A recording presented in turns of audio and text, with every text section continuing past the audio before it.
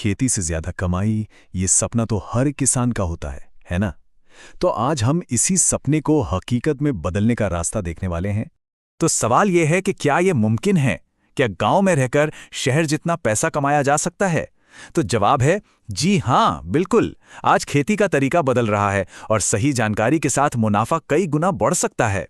अब देखिए, खेती के ना दो चेहरे हैं। एक तरफ है वो पुरानी कहानी, मतलब मेहनत ज्यादा और मुनाफा कम, और दूसरी तरफ है आज के जमाने की खेती, यानी स्मार्ट काम और मुनाफा ही मुनाफा।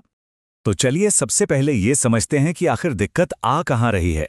पारंपरिक खेती अब पहले जितनी फायदेमंद क्यों नहीं रही?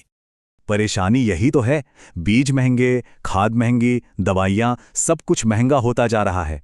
और जब फसल मंडी पहुंचती है तो दाम अक्सर गिर जाते हैं। इस वजह से लागत निकालना भी मुश्किल हो गया है। तो फिर रास्ता क्या है? पैसा बनेगा कैसे? इसका जवाब छिपा है हमारे तेजी से बदलते शहरों में, जहां से एक बिल्कुल नई डिमांड पैदा हो रही है। तो ये बाजार बदल क्यों रहा है? देखिए, शहरों में लोगों की कमाई बढ़ रही है। लोग अपनी सेहत को लेकर बहुत जागरूक हो गए हैं। उन्हें अब चाहिए सुपरफूड्स और नए नए टेस्ट। और यही वजह है कि बड़े बड़े होटल्स, रेस्टोरेंट्स, सुपरमार्केट्स ये सब नई तरह की चीजें ढूंढ रहे हैं। ओके, तो चलिए अब मुद्दे की बात करते हैं। ऐसी कौन सी 3 जबरदस्त फसलें हैं जो इस नई डिमांड को पूरा कर रही हैं और किसानों को मालामाल कर रही हैं? तो लिस्ट में सबसे पहले है ड्रैगन फ्रूट, या जिसे कमलम भी कहते हैं। ये फल आप समझिए कम बारिश वाले और सूखे इलाकों के लिए तो एक वरदान जैसा है। पानी बहुत कम चाहिए और बाजार में इसका दाम इतना बढ़िया मिलता है कि क्या कहने। दूसरे नंबर पर है एवोकेडो, जिसे बटर फ्रूट भी कहते हैं। अरे भाई, ये तो आजकल का सुपर फूड है। बड़े शहरों में हेल्दी खाने का सिंबल बन गया ये।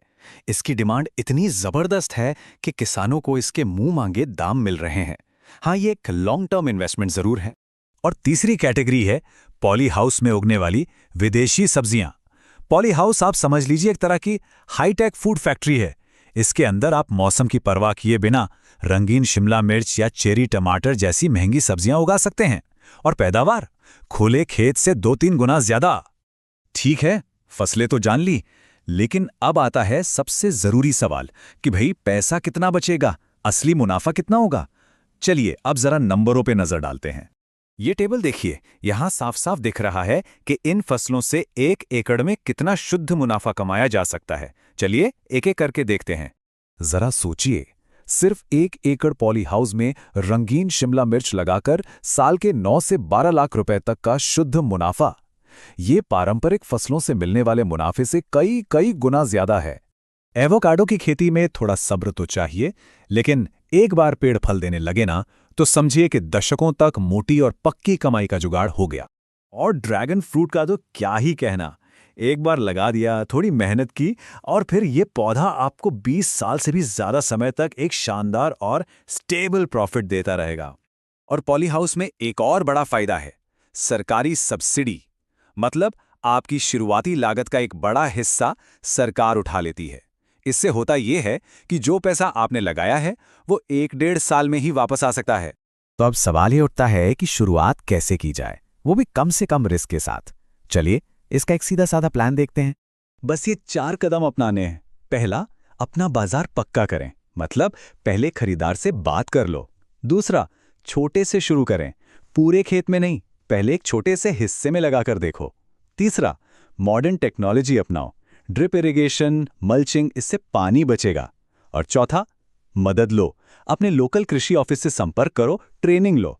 और ये जो लाइन है ना, पहले बाजार पक्का करो फिर खेत में उतरो, इसको तो आप गांठ बांध लीजिए। ये सफलता का सबसे बड़ा मंत्र है। लेकिन हां, एक बात और, हमें हकीकत को भी समझना होगा। ये कोई जादू की छड़ी नहीं है कि घुमाई और अमीर बन गए। इसमें सही प्लानिंग और चुनौतियों के लिए तैयारी बहुत जरूरी है। मैं इस बात पे फिर से जोर देना चाहता हूं, बाजार को कंफर्म किए बिना पूरे खेत में फसल मत लगाइएगा। ये सबसे बड़ा रिस्क है। अगर खरीदार ही नहीं मिला तो सारी मेहनत पर पानी फिर सकता है। और हां, इन चुनौतियों के लिए भी तैयार रहना होगा। शुरू में पैसा ज्यादा लगता है, खासकर पॉली हाउस में। नई फसल है तो नई कीड़े बीमारियां भी आ सकती हैं। बाजार के दाम भी ऊपर नीचे होते रहते हैं। और हां, इसमें थोड़ा टेक्निकल स्किल भी ज्यादा चाहिए। तो आखिर में सवाल यही है कि भारतीय खेती का भविष्य किसमें है, ज्यादा उगाने में या फिर समझदारी से उगाने में? जाहिर है, भविष्य का रास्ता स्मार्ट खेती से होकर ही गुजरता है।